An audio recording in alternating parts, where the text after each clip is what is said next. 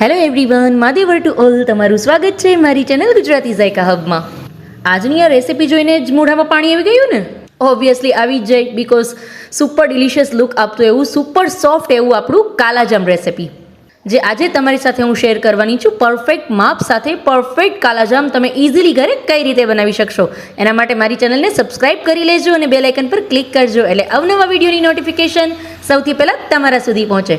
તો ચાલો ફટાફટ જોઈ લઈએ આ સુપર ડિલિશિયસ સુપર સોફ્ટ એવું મારું કાલાજામ કઈ રીતે બને છે.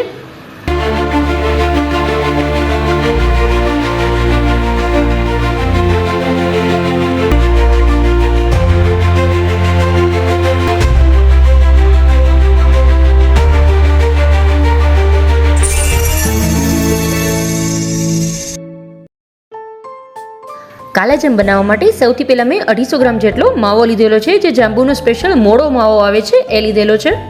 અને એને હું આ ખમણીની મદદથી એકદમ સરસ ખમણીને ભૂકો કરી લઈશ. હવે તમે હાથેથી પણ મેશ કરી શકો છો, પણ હું ખમણીની યુઝ એટલા માટે કરું છું કે એમાં એક પણ જાતનો ગઠ્ઠો ન રહી જાય માવાનો, એકદમ સરસ બધું ઇક્વલી સ્મૂથ થઈ જાય. એના માટે હું બધો માવો પહેલાં આ રીતે ખમણી લઈશ. તમારે જો ઘરે કાલાજામ બનાવવો હોય, પરફેક્ટ કાલાજામ, તો વિડીયો લાસ્ટ સુધી જોજો, વચ્ચેથી બિલકુલ સ્કીપ ન કરતા. પરફેક્ટ માપ સાથે પરફેક્ટ સુપર સોફ્ટ એવા કાલાજામ બનાવીને આપણે રેડી કરશું. માટે વિડીયોને વચ્ચેથી બિલકુલ સ્કીપ ન કરશો. અને સાથે સાથે મારી ચેનલને સબસ્ક્રાઇબ કરવાની રહી ગઈ હોય તો પહેલાં સબસ્ક્રાઇબ કરજો અને બેલ આઇકન પર ક્લિક કરજો, એટલે મારા અવનવા વિડીયોની નોટિફિકેશન સૌથી પહેલાં તમારા સુધી પહોંચે. આમાં ઘણી નાની નાની ટ્રિક્સ અને ટિપ્સ તમને આપીશ, જેનાથી તમારા કાલાજામ છે એ પરફેક્ટ બનીને રેડી થશે.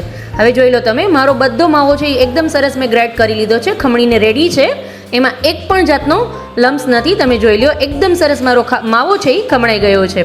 હવે આપણે એને હથેળીની મદદથી, આપણે હથેળી જે ઉપરનો જે ભાગ હોય છે હથેળીનો, એનાથી વજન દઈ અને આખો માવો આપણો છે આપણે મેશ કરી લેશું. ફૂલ ટુ મેશ કરવાનો, બટ એટલો બધો પણ નહીં કે એમાંથી એનું તેલ છૂટી જાય. એનું જે ઘી છે એ છૂટું ન પડવું જોઈએ, એટલો માવો મેશ નથી કરવાનો, બટ એક બાઇન્ડિંગ આવી જાય, સોફ્ટ થઈ જાય ત્યાં સુધી તમારે કન્ટિન્યુઅસ માવાને મેશ કરવાનો છે.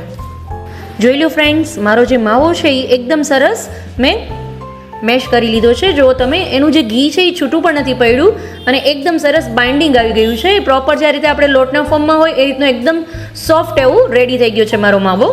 હવે એને આ રીતે બધો ભેગો કરી અને સાઈડ પર પહેલાં રાખી દઈશું.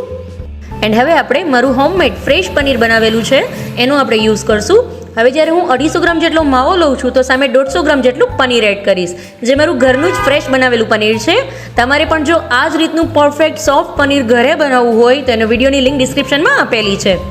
હવે આ પનીરને પણ આપણે હથેળીમાં જે રીતે આપણે માવાને જે રીતે મેશ કર્યો તો સેમ એ જ રીતે પનીરને પણ એકદમ સરસ મેશ કરી લેવાનું અને એને પણ સેમ એ જ રીતે એક ડોના ફોર્મમાં લઈ આવવાનું. બટ હા, મેઇન વાત એ છે કે જ્યારે માવો અને પનીર બંને વસ્તુ જ્યારે તમે મેશ કરીને આ રીતે ડોના ફોર્મમાં લઈ આવો છો, ત્યારે કોઈ બી વસ્તુ એની અંદર મેશ કરતી વખતે એડ નથી કરવાની. ખાલી હાથની મદદથી જ પ્રેસ કરવાનું ને મેશ કરવાનું, ખાલી વજન દઈને તમારે એને મેશ કરવાનું છે. એમાં કોઈ બી વસ્તુ એડ નથી કરવાની. નોર્મલી પ્રેસ કરશો અને મેશ કરશો એટલે એકદમ સરસ એનું બાઇન્ડિંગ આવી જશે. હવે ઘણી વખત શું થાય છે, પનીરને જ્યારે તમે મેશ કરો છો તો તમને પ્રોપર માપ નથી ખબર પડતી કે મારું પનીર છે એ પ્રોપર મેશ થઈ ગયું છે કે નથી થયું, બિકોઝ પનીરમાં છે એ ઓલરેડી થોડો ઘણો પાણીનો ભાગ હોય છે, એટલે ઘણી વખત કન્ફ્યુઝન થાય છે કે મારું પનીર પ્રોપર મેશ થઈ ગયું છે કે નથી થયું, એ ખબર નથી પડતી. તો આજે તમને એની એક ટિપ્સ આપું છું. જ્યારે પણ તમે પનીર મેશ કરો છો ત્યારે જો સ્ટાર્ટિંગમાં તમારું પનીર આ રીતે જ્યારે તમે મેશ કરતા હશો ને ત્યારે છૂટું છૂટું લાઈન છે એ બધી ક્રેક થતી હશે, છૂટી પડતી હશે. એટલે જ્યાં સુધી તમે મેશ કરો છો ત્યાં સુધીમાં જ્યારે છેલ્લે ફાઇનલ સ્ટેજ પર એ આખું એક લીસોટા ટાઈપનું, મતલબ કે લાઈન છે એ વચ્ચેથી ક્રેક ન થાય, આખું સીધું લાઈન, આખો સીધો લીટો પડી જાય, એ ટાઈપનું થઈ જાય, ત્યારે સમજવું કે તમારું જે પનીર છે એ પ્રોપર મેશ થઈ ગયું છે. તમે જોઈ શકો છો મારું જે પનીર છે એ એકદમ સરસ મેશ થઈને રેડી છે. આ રીતનું હોવું જોઈએ. એટલે તમને પ્રોપર હું બતાવું છું એટલે આઈડિયા આવી જાય કે તમે જ્યારે પણ ઘરે પનીર મેશ કરો ત્યારે આ રીતનું હોવું જોઈએ. રસગુલ્લા માટે બનાવો છો, પનીરને મેશ કરો છો તો પણ આ જ રીતનું મેશ કરવાનું, એટલે પ્રોપર સોફ્ટ અને સ્પોન્જી તમારા રસગુલ્લા બનીને રેડી થશે. હવે મારા પનીર અને માવા બંનેને હું એકદમ સરસ મિક્સ કરી લઈશ. હવે મિક્સ કરતી વખતે એકદમ વજન દઈ પ્રેસ દઈને મિક્સ નથી કરવાનું, નોર્મલી તમે હાથની મદદથી મિક્સ કરવાનું છે. એમાં એકદમ જ્યારે પણ આપણે મેશ કરતા હતા ત્યારે જેટલો વજન દઈને આપણે મેશ કર્યું છે એ રીતે આમાં નહીં કરો તો ચાલશે, પણ પ્રોપર મિક્સ કરી લેવાનું. મેં આશરે માવાને જ્યારે મેશ કર્યું ત્યારે 4 થી 5 મિનિટ માટે કન્ટિન્યુઅસ એને મેશ કરેલું હતું અને પનીરને મેશ સેમ એ જ રીતે 5 થી 6 મિનિટ માટે એને કન્ટિન્યુઅસ મેશ કરેલું છે અને બંનેને 2 મિનિટ માટે જ ખાલી મિક્સ કરતી વખતે મેશ કરવાનું. હવે આ સ્ટેજ પર તમારે એને ઓવર મેશ નથી કરવાનું, નહીં તો શું થશે કે માવાની અંદરનું જે ઘી છે એનું જે મોઇસ્ચર છે એ છૂટું પડી જશે અને બહાર નીકળી જશે, તો તમારા જે કાલાજામ છે એ પ્રોપર નહીં બને. એટલા માટે ખાસ ધ્યાન રાખજો, જ્યારે ફાઇનલ સ્ટેજ હોય બંને તમે મિક્સ કરો છો ત્યારે એને ખૂબ જ વધારે પ્રમાણમાં મેશ નથી કરવાનું. ઓનલી 1 યા 2 મિનિટ માટે જ તમારે એને મેશ કરવાનું છે, ખાલી પ્રોપર એને તમારે એકદમ સરસ મિક્સ કરી દેવાનું છે. હવે કાલાજામ બનાવવા માટેની એક સિક્રેટ ટિપ્સ, જ્યારે પણ તમે ગુલાબજાંબુ બનાવો છો ત્યારે એ માવાને મેશ કરીને ડાયરેક્ટ એના બોલ્સ બનાવી લ્યો છો, રાઈટ? બટ જ્યારે કાલાજામ બનાવો છો અને માવાને પનીરને પ્રોપર મિક્સ કરી લ્યો છો, પછી એની અંદર 1 ચમચી જેટલી દળેલી ખાંડ એડ કરવાની, જેનાથી એનું ટેક્સચર છે એ સુપર સોફ્ટ અને ચાસણી છે એ તરત જ એબ્ઝોર્બ કરી લેશે. બિકોઝ ગુલાબજાંબુ છે એ ચાસણીમાં ડીપ હોય છે, પણ જ્યારે કાલાજામ છે એ ચાસણીની બહાર તમે રાખો છતાં પણ સુપર સોફ્ટ હોય છે. એટલા માટે આની અંદર હું 1 ચમચી જેટલી દળેલી ખાંડ એડ કરું છું અને 1 ચપટી જેટલો બેકિંગ પાવડર એડ કરું છું. ખાસ ધ્યાન રાખજો, બેકિંગ પાવડરનું પ્રમાણ છે એ વધારે ન પડી જાય અથવા બહુ ઓછું પણ ન પડે. જો વધુ પડી જશે તો શું થશે, જ્યારે પણ તમે ફ્રાય કરશો ત્યારે એ છૂટી જશે, તૂટી જશે અને સુપર સોફ્ટની બદલે અનહદ સોફ્ટ થઈ જશે, કે એ તમે જ્યારે ફ્રાય કરશો ત્યારે એમાં ચમચ લગાવતાની સાથે જ એ ભૂક્કો થઈ જશે તેલની અંદર. તો એવું ન થાય એટલા માટે બેકિંગ પાવડરનું પ્રમાણ છે એ સાવ ઓછું રાખવાનું, બિકોઝ નહીં તો તમે તળતી વખતે એને હેન્ડલ નહીં કરી શકો. એટલે અત્યારે આ હું 250 ગ્રામ માવો અને 150 ગ્રામ પનીરની અંદર 1 ચપટી જેટલો જ બેકિંગ પાવડર નાખું છું. જો તમે ઈચ્છો તો સ્કીપ પણ કરી શકો, બટ એનાથી છે એનું ટેક્સચર છે ખૂબ જ ડિલિશિયસ આવે છે. એન્ડ સાથે સાથે 1 ચમચી જેટલી તપખીર એડ કરું છું. આમાં તપખીરનું પ્રમાણ છે ને સાવ ઓછું નાખવાનું અને આ રીતે 1 થી 2 ચમચી વચ્ચે વચ્ચે એડ કરી અને પ્રોપર મિક્સ કરતું જવાનું.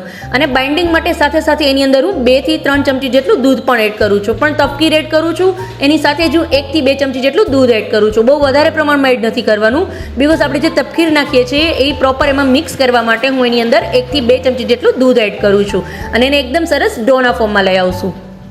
વચ્ચે વચ્ચે જ્યારે તમને એવું લાગે ત્યારે બાઇન્ડિંગ માટે તમે એની અંદર દૂધ એડ કરી શકો છો, બટ ચમચીના માપથી જ અને 1 થી 2 ચમચી જ એડ કરવાનું, વધુ પ્રમાણમાં એડ નથી કરવાનું.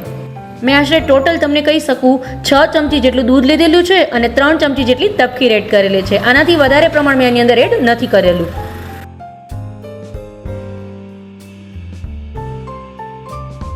મારો કાલાજામ બનાવવા માટેનો ડો છે એ પ્રોપર રેડી થઈ ગયો છે. હવે એને 2 હાથની મદદથી, હથેળીની મદદથી વચ્ચે એકદમ પ્રેસ કરી અને એકદમ સરસ એના ગોળ ગોળ શેપ બનાવી લેશું. તમે ઈચ્છો તો લંબગોળ શેપ પણ બનાવી શકો છો, હું અત્યારે ગોળ શેપ બનાવું છું. હવે જ્યારે તમે એને તમારા અકોર્ડિંગ શેપ આપી દો છો એ પછી જોવાનું કે એની અંદર એક પણ ક્રેક ન હોવો જોઈએ.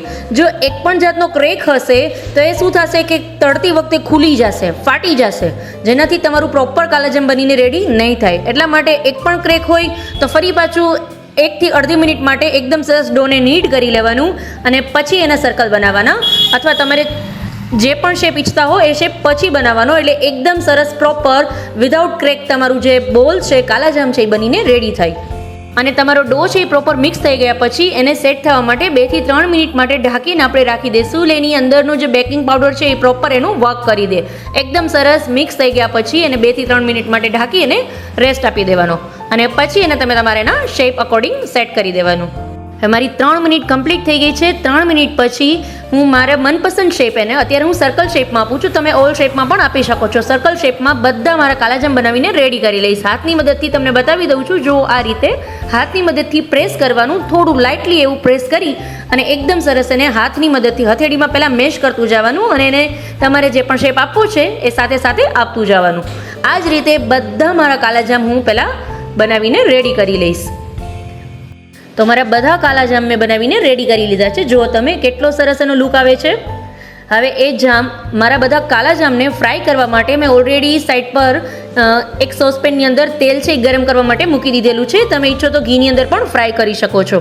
હવે જ્યાં સુધીમાં મારું તેલ ગરમ થાય છે ત્યાં સુધીમાં આપણે પહેલાં એની ચાસણી રેડી કરી લઈએ.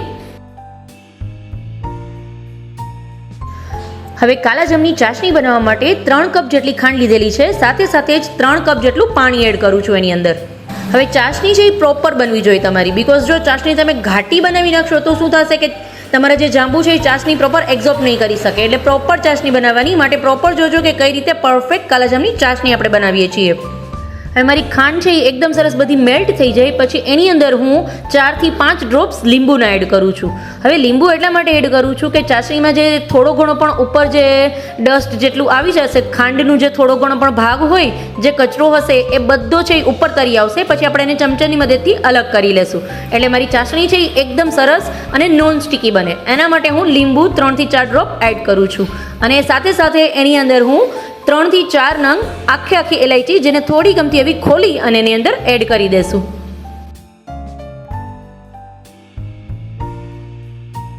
તમે જોઈ શકો છો મારી ચાસણીમાં છે એ એક બોઇલ આવી ગયું છે અને એક બોઇલની સાથે જ ખાંડમાં જેટલો પણ કચરાનો જે ભાગ હતો, જેટલો પણ વ્હાઇટ સ્ટાર્ચ હતો એ બધો અલગ છે એ પાણીમાં તરી આવ્યો છે. હવે એને આ રીતે ચમચાની મદદથી આપણે અલગ સાઈડ પર કાઢી લેશું. એટલે મારી ચાસણી છે એ એકદમ સરસ ડિલિશિયસ લુકની સાથે સાથે ટેસ્ટ પણ આપે. એન્ડ હવે એની અંદર હું 4 થી 5 પુખડા જેટલું કેસર એડ કરું છું, જેનાથી કલર અને સ્મેલ ટેસ્ટ બંને ડિલિશિયસ આવે છે. જોઈ લો ફ્રેન્ડ્સ, મારી ચાસણી છે એ બનીને રેડી છે. હવે ગેસનો ફ્લેમ બંધ કરી અને તમને ચેક કરીને બતાવી દઉં. ચાસણી છે ને બહુ ઘટ નથી કરવાની, કોઈ પણ એમાં તાર ન હોવો જોઈએ, 1 તાર 2 તાર એવું કાંઈ નહીં, જસ્ટ ખાલી ચીપચીપી. ખાલી તમે 2 હાથની મદદથી ચેક કરો, 2 આંગળીની મદદથી, તો તમને ખાલી લાઇટલી ચીપચીપ મતલબ થોડું આમ તો એવું ચિકાસ લાગવું જોઈએ બસ. એટલે તમારી ચાસણી છે એ રેડી છે. હવે મારી ચાસણીમાં હું આ સ્ટેજ પર 3 થી 4 ડ્રોપ્સ જેટલો રોઝ એસેન્સ એડ કરું છું. તમારી પાસે જો રોઝ એસેન્સ અવેલેબલ ના હોય તો તમે એની જગ્યાએ ગુલાબજળ પણ 2 થી 3 ચમચી એડ કરી દો તો પણ એકદમ સરસ ટેસ્ટ આવશે. બટ હા, આને સ્કીપ ન કરશો, આ કમ્પલસરી છે નાખવું, જેનાથી કાલાજામનો જે ટેસ્ટ છે એ સુપર ડિલિશિયસ આવશે. હવે ચાસણીને આપણે સાઈડ પર રાખી દઈશું અને જે મારે કાલાજામુન જે ફ્રાય કરવાના છે એના માટેનું તેલ છે મારું એ પણ મીડિયમ ગરમ થઈ ગયું છે. એની અંદર આપણે હવે એને ફ્રાય કરી લેશું. ફ્રાય કરતી વખતે પણ એની એક સ્પેશિયલ ટિપ્સ છે, ખાસ ધ્યાન રાખજો કઈ રીતે ફ્રાય કરું છું. ચાલો ફટાફટ બતાવી દઉં. હવે ફ્રાય કરતી વખતે તેલનું જે ટેમ્પરેચર છે એ ખાસ નોટ કરજો. તમે જ્યારે પણ એની અંદર તમારું જામુન છે એ એડ કરો છો તો એ એડ કરતાની સાથે જ બબલ્સ ન થવા જોઈએ, મતલબ તરત જ ઉપર ના આવી જવું જોઈએ. એટલું બધું ગરમ તેલ ના હોવું જોઈએ. તમે એડ કરો પછી ધીરે ધીરે એ ઉપર આવે, મતલબ ગરમ પણ નહીં અને ઠંડુ પણ નહીં, મીડિયમ ગરમ પણ નહીં, એનાથી થોડું ઓછું ગરમ, એવું તમારું તેલનું ટેમ્પરેચર હોવું જોઈએ. હવે અત્યારે તમને હું બતાવું છું, જો નાખ્યા ભેગું તરત જ એવું નાનો અમથો એવો પોર્શન મેં નાખીને તમને બતાવું છું, તરત જ ગરમ ઉપર આવી જાય છે તેલની ઉપર અને એકદમ સરસ એનો તરત જ કલર પકડી લે છે. તો એ વચ્ચેથી શું થશે, કાચું રહી જશે. એટલે એ રીતનું તેલનું ટેમ્પરેચર ના હોવું જોઈએ. જો તમારું વધુ ગરમ થઈ ગયું હોય તો 2 મિનિટ ગેસનો ફ્લેમ બંધ કરી દો અને એને થોડુંક ઠંડુ થવા દો, પછી એની અંદર એડ કરો.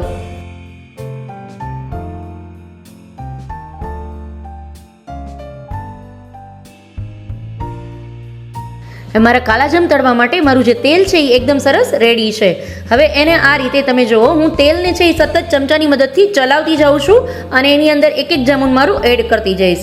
એનાથી શું થશે કે તેલનું ટેમ્પરેચર છે પણ જળવાઈ રહેશે અને સાથે સાથે તમે જે જામુન નાખો છો એ નીચે તળિયે બેસી પણ નહીં જાય. મતલબ એક સાઈડથી એનો પ્રોપર કલર આવી જશે, એક સાઈડથી નહીં આવે એવું પણ નહીં બને. એટલે સતત હું આ રીતે ચલાવતી જઈશ અને નાખતી જઈશ. જો તમારે પોસિબલ ન હોય અને તમે બંને સાથે ન કરી શકતા હોય તો સાઈડ પર ઘરમાં બીજા કોઈ પણ વ્યક્તિને કહેવું કે એક ચમચીથી ચલાવે અને તમારે સાથે સાથે એમાં એક જામુન એડ કરતું જવાનું.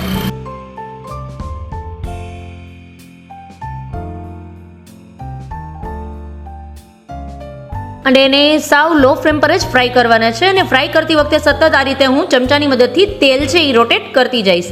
એટલે શું થશે, તમારા જે જામુન છે એ બધી સાઈડથી એકદમ સરસ કૂક થઈ જશે.